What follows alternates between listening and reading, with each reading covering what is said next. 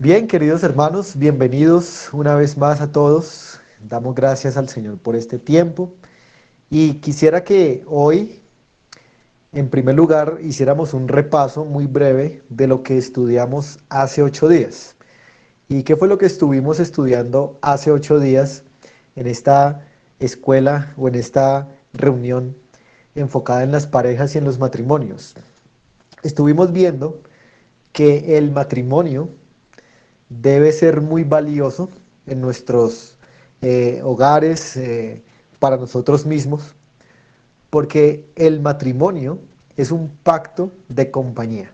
Y tratamos en la lección pasada de ver los componentes de un pacto y de notar cómo que el matrimonio sea un pacto lo hacen tremendamente valioso, solemne, pero también terrible, ¿no? Terrible por cuanto si infringimos este pacto de compañía, pues el Señor será duro en su trato con nosotros. Dijimos que este pacto de compañía fue instituido por el Señor, fue creado por el Señor para solucionar el problema natural de la soledad. Y de ahí que se llame pacto de compañía. El pacto de compañía, recuerden, son promesas juradas que se hacen a otra persona comprometiéndose a acompañarle en su soledad por el resto de los días aquí en la tierra. Recuerden que el matrimonio no puede ser reducido, dijimos en la clase pasada, solamente a la sexualidad, ¿no? Algunos cristianos hoy, muchos cristianos hoy, piensan que el matrimonio simplemente es sexo legalizado, pero no podemos reducir al matrimonio a ese concepto, sino que el matrimonio, o sea, el pacto, es lo que permite que haya intimidad sexual y los otros tres privilegios que nosotros conocemos de Génesis 3:24. También recordemos que hay tres aspectos para que se dé este pacto de compañía. Hay tres características y esas son que en primer lugar el pacto de compañía debe hacerse con la persona adecuada, no con cualquiera, sino con la persona adecuada, la persona que está bajo la voluntad de Dios. Pero en segundo lugar, el pacto de compañía debe hacerse bajo promesas juramentadas, como lo decíamos hace un momento. Y en tercer lugar, el pacto de compañía debe ser ante testigos, ante los testigos divinos y humanos. Eso estábamos hablando la clase pasada. Pero también dijimos que el pacto de compañía es el que da permiso a los privilegios de dejar a padre y madre, a los privilegios de unirse en una sola carne y estar conviviendo bajo un mismo techo. Son privilegios que se nos dan cuando nos comprometemos a acompañar a una persona por el resto de la vida. Y en la última parte de la enseñanza de hace 8 días, estábamos hablando, hermanos y hermanas, acerca de que Satanás va a intentar y va a enfocar todo ataque en contra de este pacto de compañía o en contra del compañerismo de los cónyuges. Y por eso hablábamos acerca de qué cosas puede colocar Satanás para que nosotros perdamos de vista la importancia y el valor que tiene el compañerismo en el matrimonio, y estábamos hablando de algunas cosas prácticas. Pero hoy quiero comenzar donde nos quedamos hace 8 días, precisamente hablando de estos ataques que Satanás hace contra el pacto de compañía. Cualquier cosa, cualquier cosa que debilite el compañerismo entre los cónyuges debe ser contado como un enemigo que le va abriendo poco a poco la puerta a Satanás, para que Satanás entre y pueda arruinar el compañerismo de los cónyuges. Y un compañerismo arruinado entre cónyuges es ya batalla ganada para Satanás. Así que hay que tener mucho cuidado con este tema del compañerismo entre los cónyuges. Y por eso, en la lección de hoy, hermanos, vamos a hablar de cuáles son los enemigos que debilitan el compañerismo conyugal. Y permítanme mostrar ante ustedes la presentación de esta noche para que podamos visualizar lo que vamos a estar estudiando. Recuerden nuestra temática general: parejas afirmadas por el Evangelio. La hermana Berta dice que se está escuchando entrecortado. Yo quisiera confirmar si a todos se les escucha así o solo es a la hermana No, Berta. hermano, No, señor, aquí se escucha bien. está también Listo. claro. Se Ok, escucha muchas bien. gracias. Gracias, Bien y hermanos. claro. Perfecto. Tal vez sea entonces el internet de la hermana Berta. Entonces, hermana, por favor, puede revisar usted allí si es su internet o su conexión. Puede, puede ser. Listos. Gracias. Bueno, entonces ustedes pueden ver allí que el tema para hoy en particular es 5 enemigos que debilitan el compañerismo marital o conyugal. Eso es lo que en esta noche vamos a estar hablando. 5 enemigos que debilitan el compañerismo marital o conyugal. Y antes de poder sumergirnos en estos 5 enemigos que debilitan el compañerismo conyugal, yo quisiera decir algo que vi esta semana y que me parece muy interesante a manera de introducción.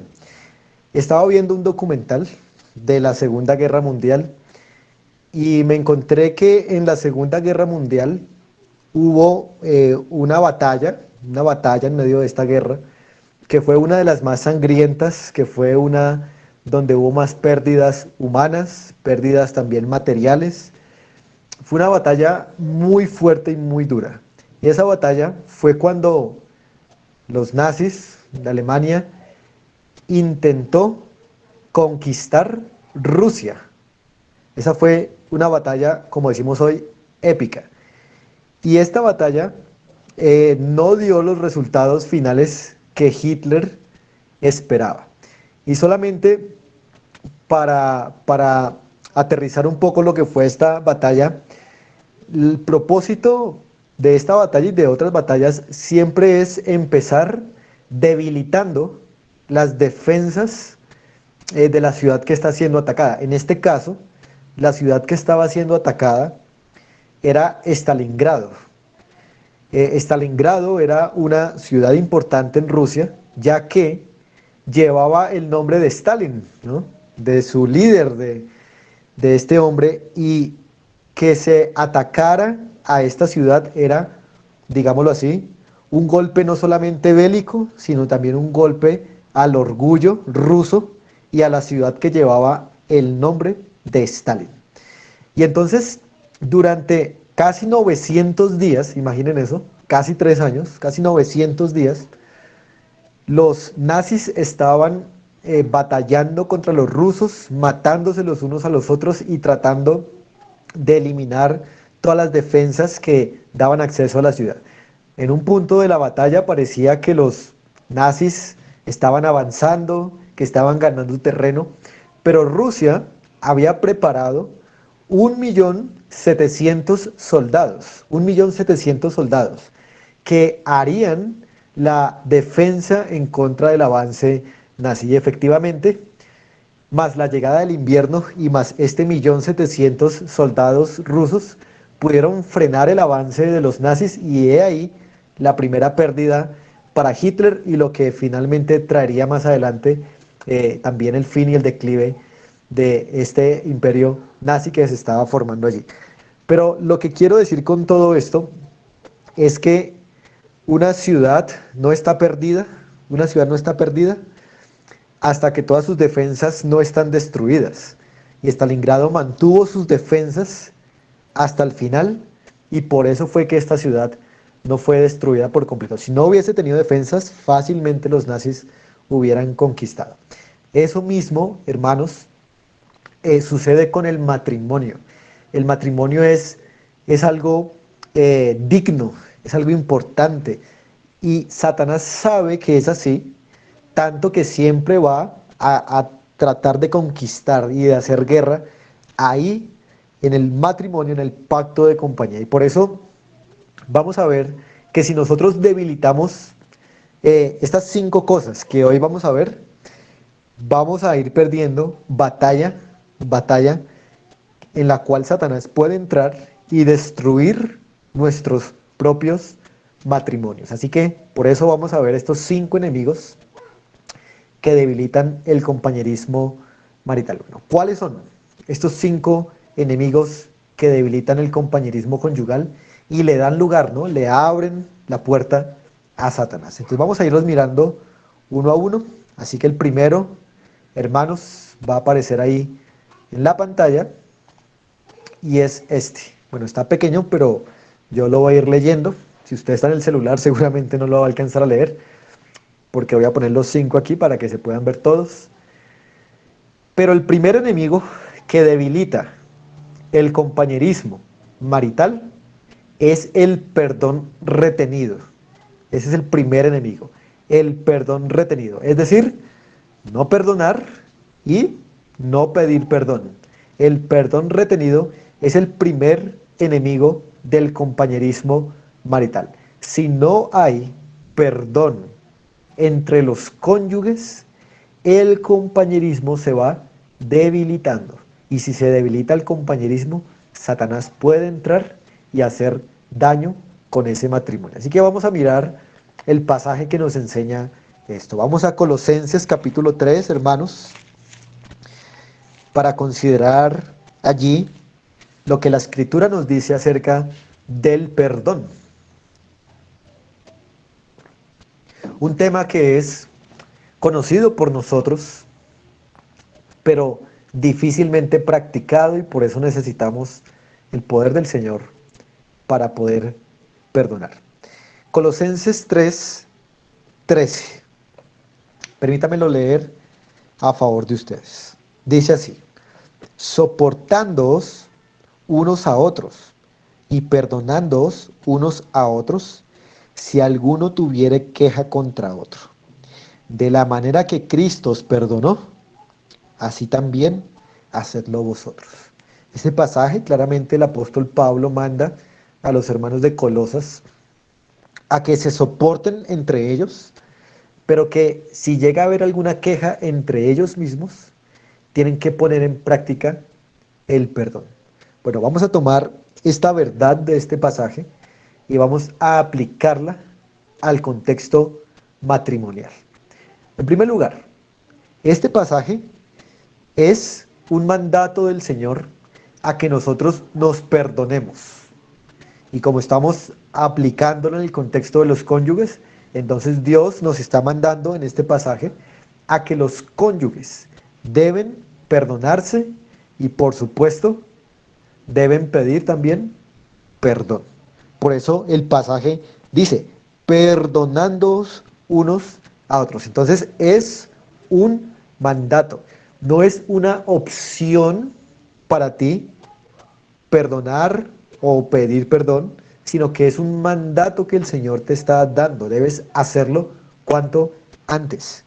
Ahora, ¿cuáles son las características de este perdón? El pasaje dice, en primer lugar, soportándoos unos a otros y perdonándoos unos a otros. Es decir, que este perdón es un perdón mutuo. Es un perdón que el hombre debe dar a la mujer y que la mujer debe dar al hombre. Es un perdón mutuo.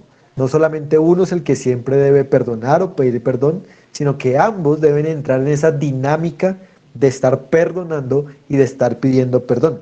Noten que el pasaje muestra que la iniciativa debe ser la de perdonar sin la condición de que alguien me pida perdón. Es decir, que el primero que debe tomar la iniciativa es aquel que va a perdonar. No debe esperar hasta que le pidan perdón para poder perdonar, sino que debe tomar la iniciativa para perdonar. Ese es el orden aquí y también se puede ver en otros pasajes. Así que no debemos esperar hasta que el otro venga a pedirnos perdón para nosotros poder dar el perdón, sino que debemos tomar la iniciativa para perdonar. Pero el texto también dice, además de que es mutuo, dice, si alguno tuviere queja contra otro. Esto quiere decir, hermanos, que este perdón es incondicional. Es decir, no importa cuál sea la queja que el esposo tenga de la esposa, no importa cuál sea la queja que la esposa tenga del esposo, deben perdonarse mutuamente. Y por eso es que es incondicional. Noten que ahí dice, si alguno tuviera queja contra otro, o sea, si ese cónyuge, si la esposa tuya ha hecho algo malo contra ti, te ha ofendido, ha disminuido en algo tu dignidad o lo que sea, tú tienes que perdonarla. Y si el esposo ha dicho palabras ofensivas a la esposa, ha dejado de proveerle, le ha hecho malas pasadas, pues la esposa debe darle el perdón. Entonces, este perdón debe ser incondicional. Como vamos a ver ahorita, en realidad no hay absolutamente nada que no pueda ser perdonado. Todo, todo puede y podemos decir debe ser perdonado. Porque noten que el Señor lo dice como que no hay ninguna condición. Dice, si alguno tuviera queja contra otro. Entonces, si hay alguna queja, ¿qué es lo que tienes que hacer para solucionar esa queja que tienes contra tu cónyuge? No es quejarte de pronto con un vecino o un familiar, o con los hijos, o con tus compañeros de trabajo, sino que si tienes esa queja de tu cónyuge, la manera de apaciguar ese sentimiento es perdonándole, perdonándole. Ahora, el versículo también dice, de la manera que Cristo os perdonó. Entonces, este perdón es mutuo, este perdón es incondicional, pero este perdón también, hermanos, es un perdón evangélico. ¿Y qué quiere decir eso que sea un perdón evangélico? Pues es un perdón que está fundamentado en la obra que Cristo hizo por nosotros. Solo aquellos que han experimentado el perdón de Cristo y que experimentan continuamente el perdón de Cristo son los que están verdaderamente capacitados y sensibilizados para perdonar a otros. Porque cuando uno considera cómo ha sido el perdón del Señor para con nosotros, ahí uno es capacitado y sensibilizado para poder perdonar al cónyuge. Así como toda nuestra vida hemos ofendido a Dios, Dios en lugar de dar quejas, ¿no? De quejarse, lo que ha hecho es enviar a Jesucristo para perdonarnos por nuestros pecados. Así que este perdón es un perdón que debe estar impulsado y basado en la obra de Cristo. Por eso es que decimos que es un perdón evangélico. Y podríamos decir mucho acerca de la manera que Cristo nos perdonó. Podríamos pensar en ese perdón de Él, que es un perdón suficiente, es un perdón de iniciativa, es un perdón, como dijimos, incondicional, es un perdón que nos recuerda, es un perdón que no guarda rencor, es un perdón que echó a lo más profundo del mar nuestros pecados, que Él, como dice un himno, siendo omnisciente, olvida mis pecados, porque hay un pago suficiente por ellos. Pero también este perdón a la manera de Cristo significa que, escuchen esto, el que perdona es el que paga los platos rotos, siempre. El que perdona es el que paga los platos rotos. Porque les pongo un ejemplo. Digamos que viene alguien a pedirte 50.000 pesos y tú se los prestas y esa persona no tiene cómo pagar. Y entonces tú quieres perdonarle esa deuda, tú quieres pasar por alto esa deuda. Pero ¿qué tiene que pasar para que tú le puedas perdonar? Tiene que haber un perdón legal, un perdón legal. Es decir, para que tú lo perdones, tú debes recuperar esos 50.000 que le prestaste. Porque si tú lo perdonas sería un perdón ilegal, porque él no está cumpliendo al final de cuentas con lo que se comprometió. Entonces tiene que haber un perdón legal para que pueda ser un verdadero perdón. De manera que tú tomas otros 50.000 pesos y se lo das a esa persona. Y le dices, ahora sí, puedes pagármelos. para que yo te pueda perdonar la deuda. Entonces, el hombre le perdona la deuda, pero ¿sobre qué base? Sobre la base misma de que él fue el que pagó los platos rotos, porque él le dio para que él pudiera pagar. Entonces, con esta ilustración lo que quiero decir, hermanos, es que siempre que uno perdona, uno tiene que a veces sentirse como que sufrir el agravio, uno tiene que perder algo. Entonces, siempre que uno perdona, uno es el que pierde, así como Dios y Cristo. Así como Dios y Cristo nos perdonaron, ellos son los que salieron perdiendo. ¿En qué sentido? En que fue la vida del Hijo la que se perdió en un sentido en la cruz. Mire que Él hizo el pago para que pudiera haber un perdón legal. Bueno, así mismo pasa con nosotros. Este perdón es un perdón legal que nosotros debemos dar a nuestro cónyuge. Pero también recuerden lo que el apóstol Pedro le pregunta al Señor Jesús en Mateo capítulo 18, versículo 21 y 22. Permítanmelo leer para ustedes. Dice, entonces se le acercó Pedro y le dijo, Señor, ¿cuántas veces perdonaré a mi hermano que peque contra mí? ¿Hasta 7? Jesús le dijo, no te digo hasta 7, sino aún hasta 70 veces 7. De manera que este perdón no solamente es incondicional, mutuo, evangélico, sino que también es un perdón ilimitado. ¿Cuántas veces vas a perdonar a tu esposa en los años de tu matrimonio? Todas las veces, ilimitado. ¿Cuántas veces la esposa va a perdonar al esposo? Todas las veces. Porque este perdón, que es evangélico, debe ser un perdón ilimitado. Entonces, cuando uno deja de perdonar en el matrimonio, cuando uno deja de darle al otro la razón, ¿no? Perdonarlo, entonces uno sufre, pero de esa manera el compañerismo se robustece. Cuando uno da perdón, el compañerismo se robustece. Y eso es lo que ha pasado con Cristo y con nosotros. Él nos ha dado el perdón. ¿Y qué ha pasado? Hemos robustecido nuestra relación y nuestro compañerismo con el Señor. Así que si perdonamos, va a haber un buen compañerismo. La relación se va a arreglar. Ustedes pueden ver la imagen ahí, como esas dos personas, esos dos cónyuges, no se han perdonado. Y lo que hace la falta de perdón es distanciar y enfriar el compañerismo. Pero entre tanto haya perdón, el compañerismo se va a robustecer. Así que, si no perdonamos, hermanos, permítanme mostrar en un pasaje qué es lo que pasa si no perdonamos. Vamos a 2 Corintios, capítulo 2,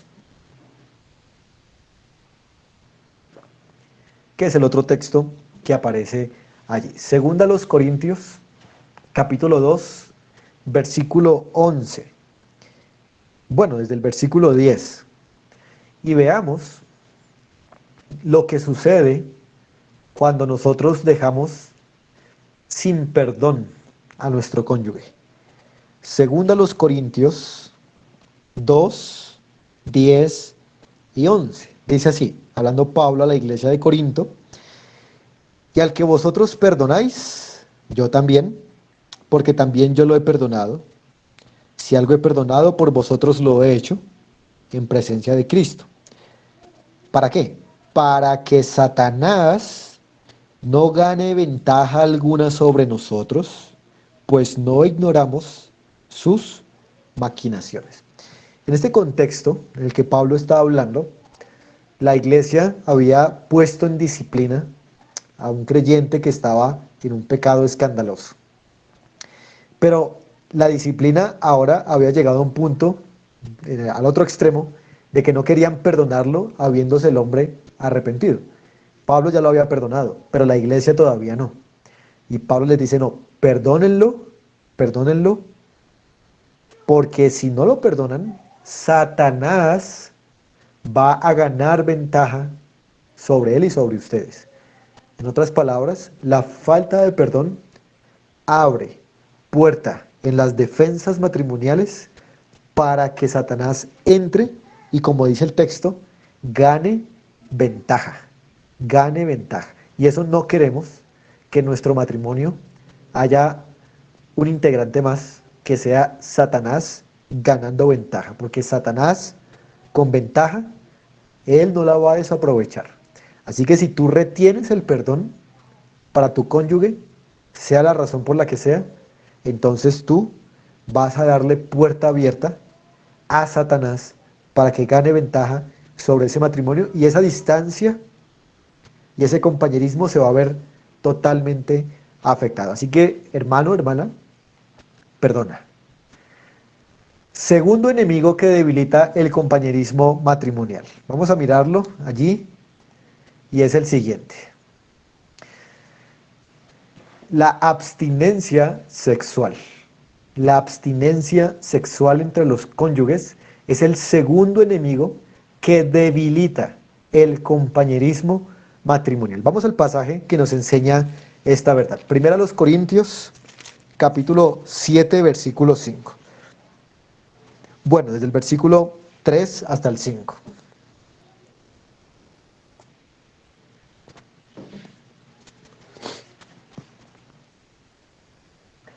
Primera a los Corintios, capítulo 7, versículo 3 al 5. Vamos a leerlo y vemos lo que el apóstol dice aquí. Dice así: el marido cumpla con la mujer el deber conyugal. El deber conyugal es la relación sexual. Noten que Pablo lo coloca aquí como un deber, como un deber. Y los que estamos casados lo entendemos, porque a veces la sexualidad en el matrimonio, a veces deja de ser más que algo de privilegio, se convierte en un deber. Hay veces que uno no quiere cumplir con el privilegio de la sexualidad y entonces se convierte en un deber. Y por eso Pablo manda aquí el deber conyugal. Y asimismo, la mujer cumpla el deber conyugal con el marido. Entonces miren que es un deber, es un privilegio, es deleitoso, pero también es un deber. Verso 4. La mujer no tiene potestad sobre su propio cuerpo, sino el marido. Ni tampoco tiene el marido potestad sobre su propio cuerpo, sino la mujer. Y ahora el verso 5. Miren el mandato del apóstol. No os neguéis el uno al otro, a no ser por algún tiempo de mutuo consentimiento, para ocuparos sosegadamente en la oración. Y volved a juntaros en uno. Y otra vez aparece: para que no os tiente Satanás a causa de vuestra incontinencia. Entonces notemos primero este pasaje con mayor detalle. ¿Cuál es el mandato que el apóstol da aquí? Él dice: no se nieguen el uno al otro. Ustedes pueden ver ahí en la imagen cómo en este caso la mujer se está negando a la relación conyugal. Por supuesto, habrá unas razones que el esposo debería tratar, ¿no? ¿Por qué se está negando a la relación sexual? Pero el mandamiento es general, ¿no? Aquí no hay excepciones todavía, sino que es un mandamiento general. No es correcto que entre los cónyuges, sea el hombre o la mujer, se nieguen la relación sexual. No es correcto. Ahora dice el apóstol: a no ser por algún tiempo de mutuo consentimiento. Entonces pasa de lo general y ahora sí pone lo excepcional. Es decir, que hay excepciones en las cuales definitivamente la relación sexual no se puede dar. ¿Y cuándo no se puede dar? Pues Pablo dice: por algún tiempo de mutuo consentimiento. Es decir, cuando la pareja se pone de acuerdo en que no van a poder tener relaciones sexuales por alguna razón, entonces está bien, no hay ningún problema. Pero si no hay mutuo consentimiento y solamente se debe a que uno de los cónyuges no quiere porque no quiere y punto, entonces eso está mal y no deberían negarse a la relación sexual. Hay excepciones, por supuesto, en las cuales la enfermedad, por ejemplo, va a impedir la relación sexual, ¿no? Por ejemplo, los sentimientos o un día abrumado, ¿no? Un día en el que estoy triste tal vez, una situación que me tiene acongojado. Entonces, eso puede ser una razón muy válida para no tener la relación sexual, pero son cosas que realmente se pueden justificar. Sin embargo, no olvidemos el mandamiento general y es no negarse. No hay que negarse a la relación sexual. Ahora, dice el versículo 5 también, para ocuparos sosegadamente en la oración. Es decir, que si la pareja llegó al acuerdo de que, bueno, esta semana le tocó al esposo salir de viaje a un trabajo de una semana, entonces pues obviamente no van a poder tener su intimidad sexual, de manera que ese tiempo en esa semana en la que no van a poder tener intimidad sexual, dice el apóstol, deben ocuparse. Y noten la fuerza, ¿no? Que a veces uno lo lee y suena como repetitivo, pero es la fuerza que el apóstol quiere darle. Ocuparse sosegadamente, ¿no? Eso suena enfático. Ocuparse sosegadamente en la oración. Por supuesto, Jesús dijo, velad y orad para que no entréis en tentación. De manera que mientras los cónyuges no pueden tener su intimidad sexual, lo que debe reemplazar esto es una oración abundante y sosegada para que no haya tentaciones por la incontinencia o la abstinencia sexual. Ahora, versículo 5 sigue diciendo, y, o sea, después de pasar el mutuo consentimiento, volved a juntaros en uno. Miren, volved a juntaros en uno. Noten otra vez, hermanos, la urgencia, el énfasis de este mandato. Volved a juntaros en uno. Es una forma muy interesante de cómo Pablo lo dice, ¿no? Júntense en uno otra vez. Lo que les está diciendo, evidentemente, es que vuelvan a tener intimidad sexual. Miren, tan sencillo como esto. Digamos que el esposo es un soldado, ¿no? Y el esposo, pues está en su tiempo como soldado, muchos meses, un mutuo consentimiento hubo con la esposa, están orando los dos y el esposo vuelve, el esposo vuelve a casa. ¿Qué tiene que hacer la esposa? ¿Puede la esposa irse de compras? ¿Puede la esposa irse a visitar a una amiga cuando el esposo llegó? ¿Puede la esposa irse a hacer otra cosa? No. La fuerza de esta palabra volved a juntaros nos enseña que esa esposa debe encerrarse con ese esposo para poder tener su intimidad sexual y poder así robustecer el compañerismo y evitar entonces que Satanás entre.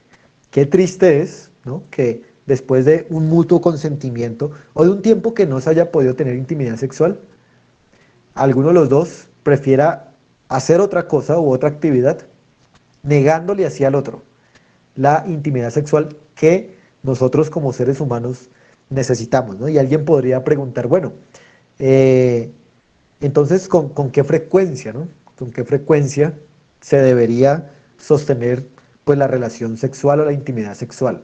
Bueno, la frecuencia no depende de nadie fuera de la pareja, sino que la frecuencia de la relación sexual depende de la misma pareja, es decir, de las necesidades pasionales que la misma pareja tenga, ¿no?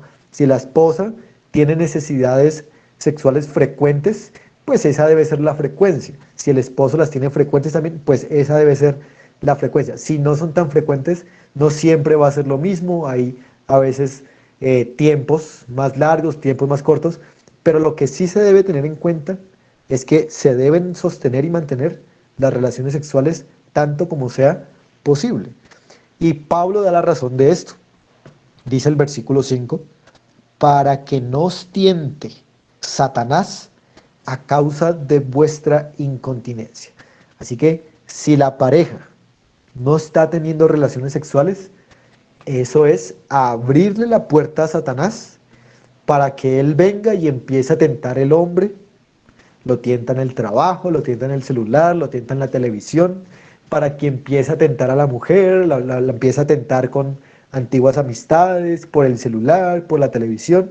Satanás encuentra esa puerta abierta de una abstinencia sexual y Satanás es cruel, despiadado, asesino, mentiroso y puede destruir a una pareja que se abstiene de mantener relaciones sexuales. Así que este es el segundo enemigo. Vamos a Proverbios 5 un momento y veamos algo que encontramos aquí. Proverbios capítulo 5.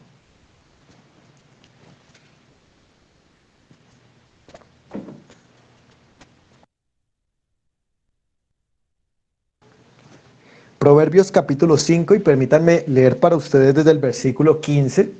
Es un lenguaje poético, proverbios por supuesto, un lenguaje metafórico en el cual está hablando de la delicia y del compañerismo que hay cuando se mantienen estas relaciones sexuales con el cónyuge. Así que leo para ustedes, no tenemos tiempo para exponer el pasaje, pero sí quiero que lo conozcan, si no lo conocen, y lo recuerden si ya lo conocen. Dice el versículo 15.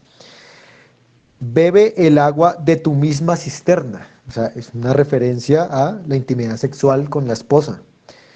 Y los raudales de tu propio pozo. Entonces mire cómo expresa la relación sexual, ¿no? Como raudales, como agua, ¿no?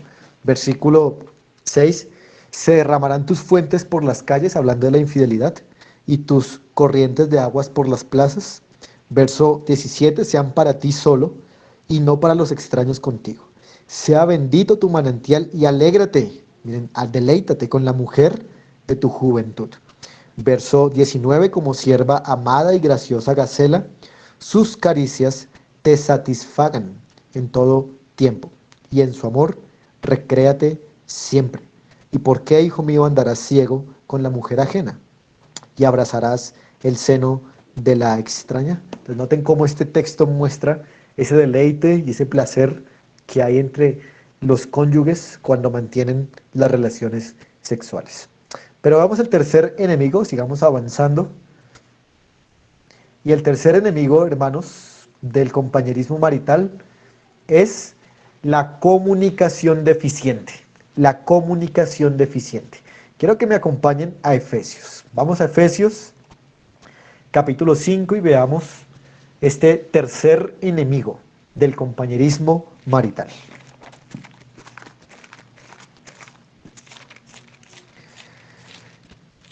Efesios capítulo 5, y quisiera empezar con el versículo 18. ¿Por qué empezar con el versículo 18? Porque en el versículo 18, hermanos, encontramos la fuente para poder comunicarse eficientemente con el cónyuge. Entonces, vamos a ver cuál es la fuente. Efesios 5, 18. Dice así: no os embriaguéis con vino, en lo cual hay disolución. Antes bien, sed llenos del Espíritu.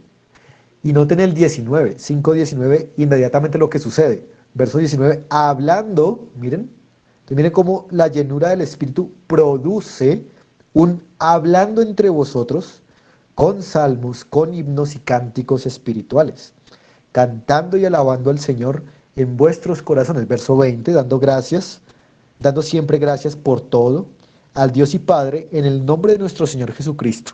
Someteos unos a otros en el temor de Dios. Noten cómo el pasaje comienza en el 18 con procurar la llenura del Espíritu Santo, pues esta produce, dice ahí, hablar con salmos, cantar y alabar al Señor y dar gracias, cosas que están relacionadas con la comunicación, hablar, cantar y agradecer.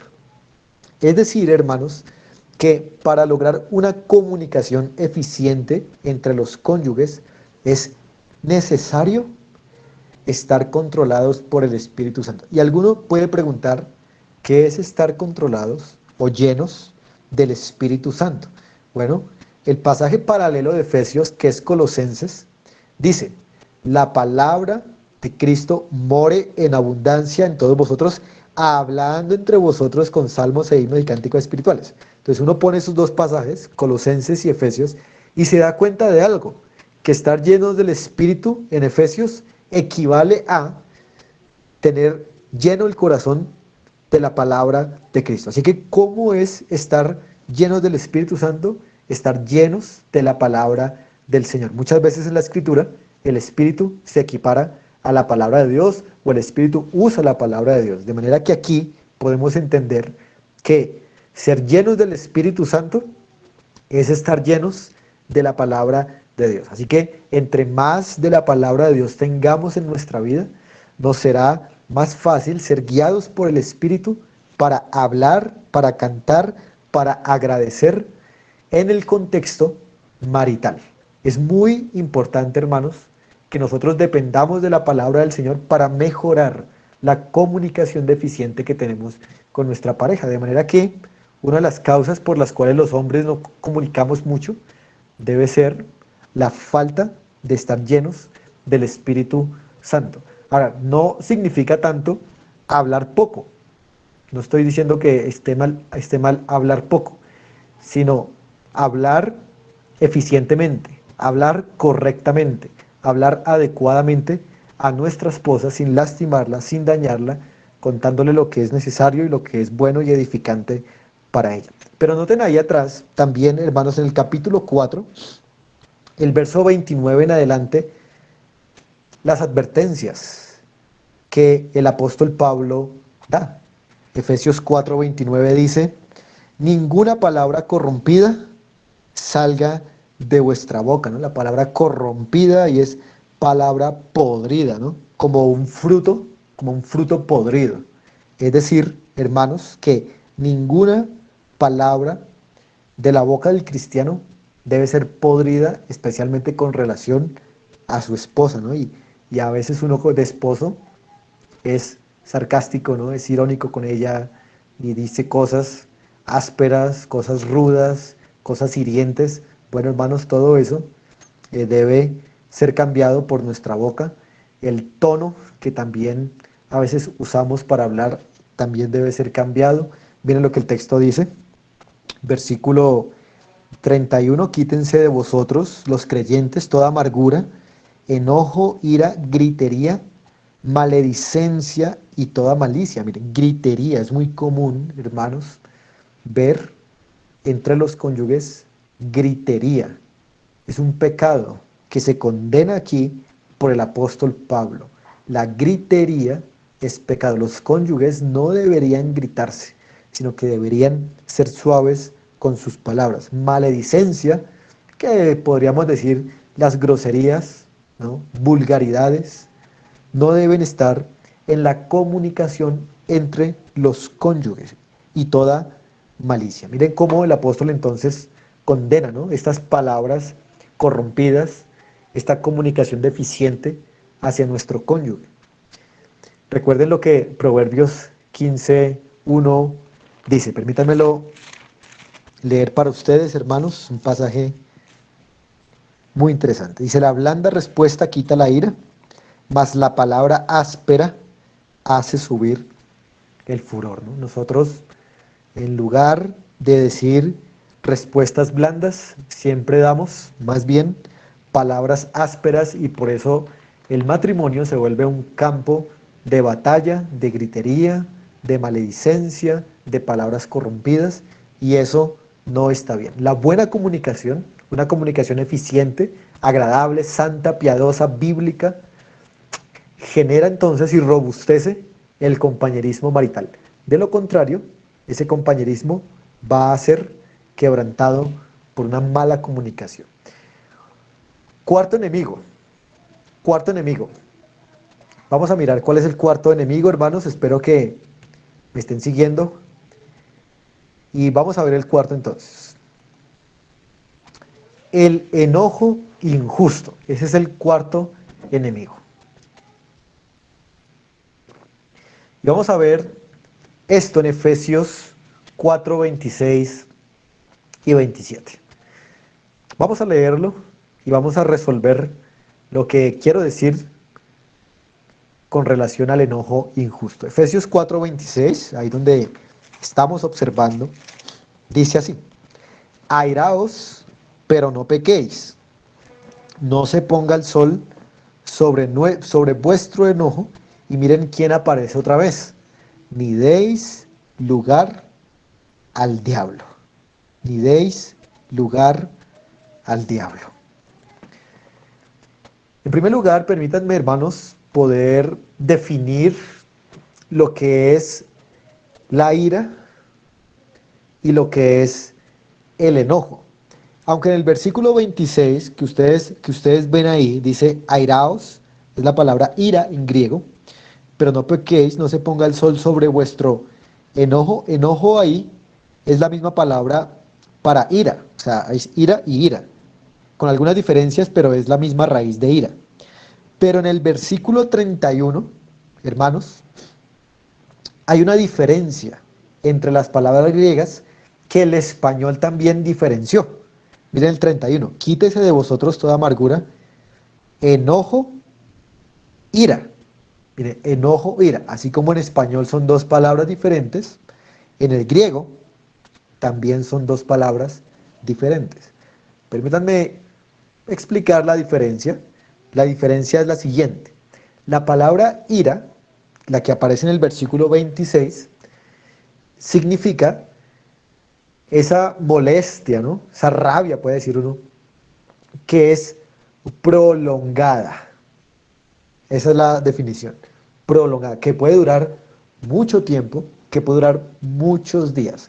Sugiere una condición permanente, fija, durativa, incluso que empieza a amasar la venganza. ¿Sí? Entonces la ira, por lo general, se va amasando día a día y el resultado final es venganza. Es duradera, aunque no es tan intensa, no es tan explosiva, es una ira más silenciosa que se va guardando en el corazón. Muchos cónyuges aquí podemos tener este tipo de ira, ¿no? Que hemos estado guardando ahí cosas y cosas sin perdonar, y tenemos esta emoción permanente que está amasando la venganza. Bueno, eso es ira. Pero ¿qué es enojo? La palabra enojo, que es una palabra griega diferente, se refiere a lo contrario: algo explosivo, algo momentáneo, algo que es rápido. A eso se refiere. Es esa emoción explosiva, agitada, que se produce en el momento cuando se percibe alguna cosa injusta, una indignación, y entonces puede cometer cualquier tipo de locura, decir palabras ofensivas, desear la muerte. Bueno, eso es el enojo.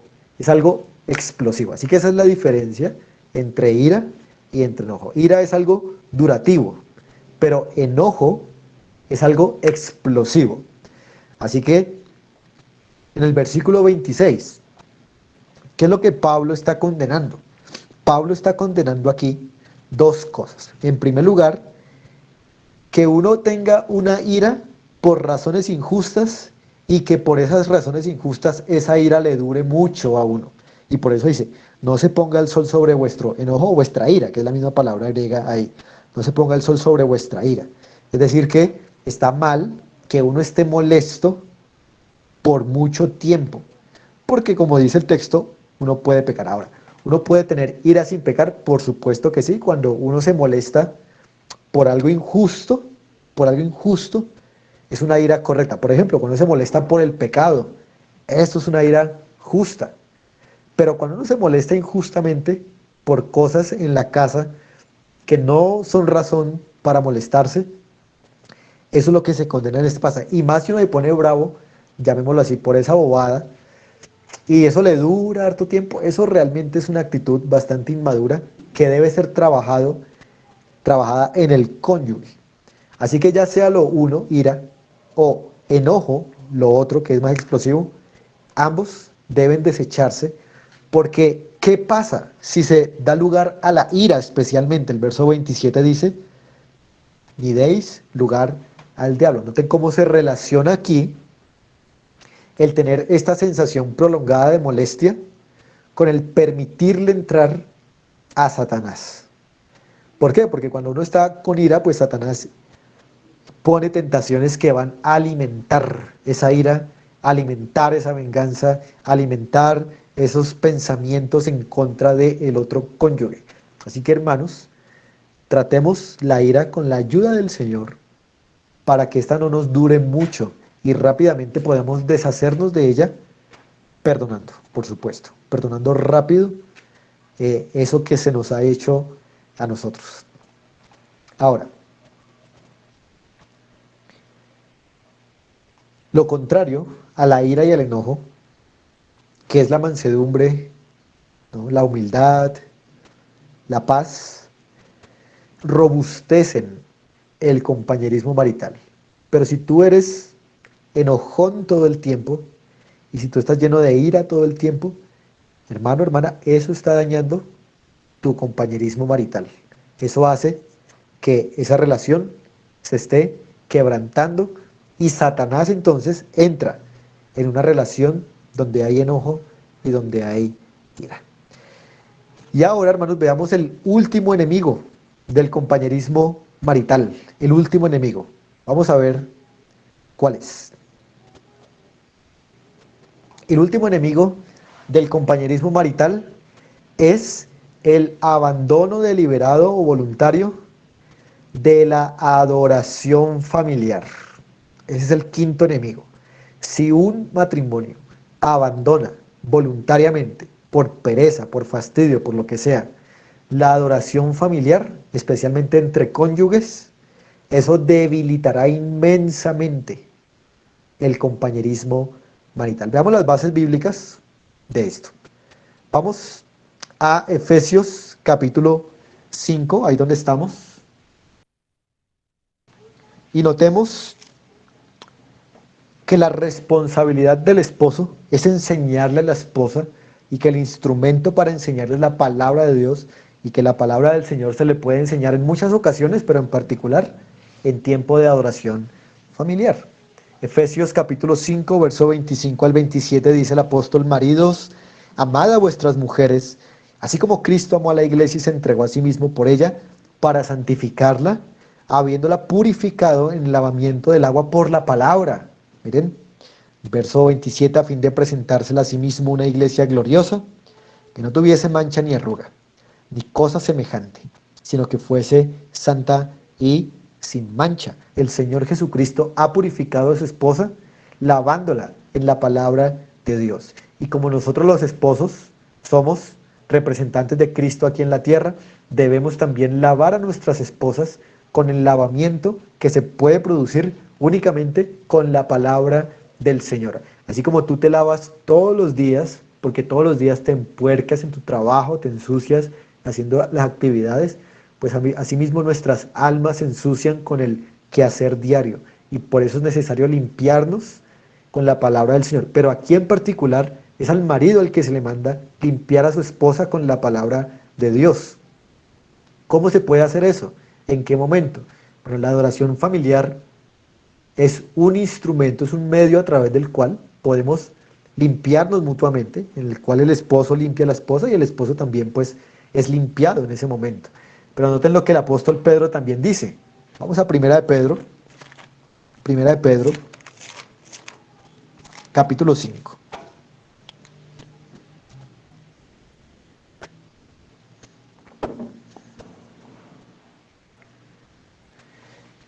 Y veamos aquí cómo la adoración familiar cumple una función muy importante en el hogar. Y por eso si se descuida de esta, se debilitará el compañerismo marital.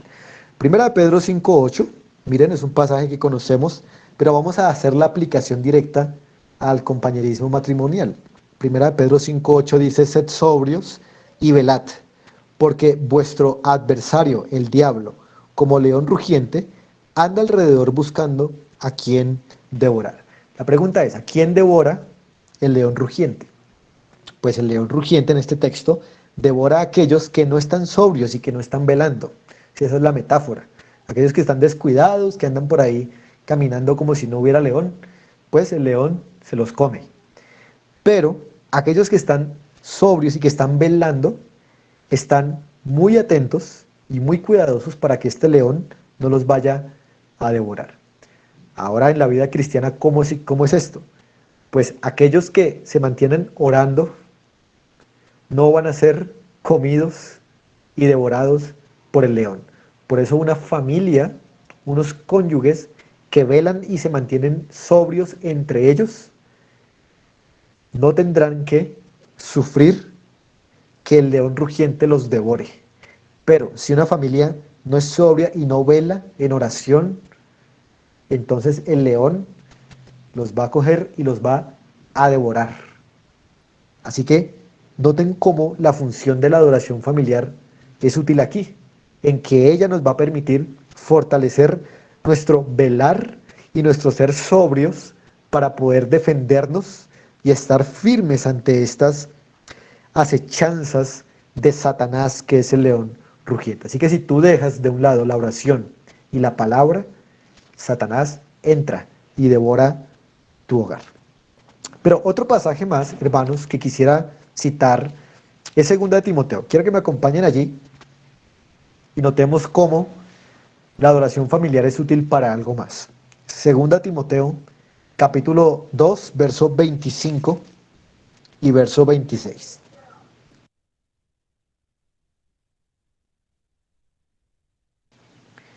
Segunda Timoteo, capítulo 2, verso 25 y verso 26. Pablo le está hablando a Timoteo de lo que tiene que hacer en la iglesia, pero otra vez vamos a aplicar esto al matrimonio. Dice que con mansedumbre corrija a los que se oponen, a la verdad, por si quizá Dios les conceda que se arrepientan para conocer la verdad. Verso 26. Y escapen del lazo del diablo, en que están cautivos a voluntad de él. Noten que estar aquí en lazo del diablo significa estar en errores, en mentiras, en falsa enseñanza, en falsa doctrina. Así que aquel que está en falsa enseñanza, en falsa doctrina, está en trampas de Satanás, está en el lazo del diablo. ¿Y cuál es el papel de Timoteo aquí? El papel de Timoteo es con mucha mansedumbre, con mucho dominio propio, poder controlado, enseñarles la verdad, para de esa manera traerlos y liberarlos de ese lazo y de esa trampa de Satanás.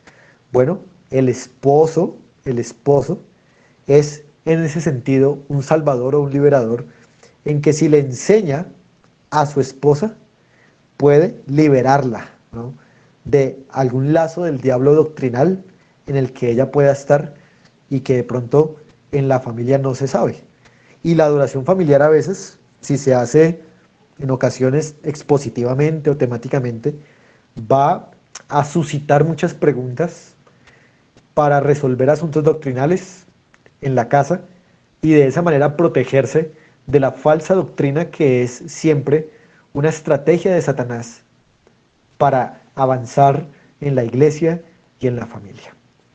Muy bien, hermanos, hasta aquí entonces los 5 puntos o los 5 enemigos que debilitan el compañerismo marital. Ahora permítanme decir unas conclusiones y terminar y ver si ustedes tienen de pronto algo que aportar o algo que preguntar. Hemos visto estos 5 enemigos, hermanos, que debilitan el compañerismo.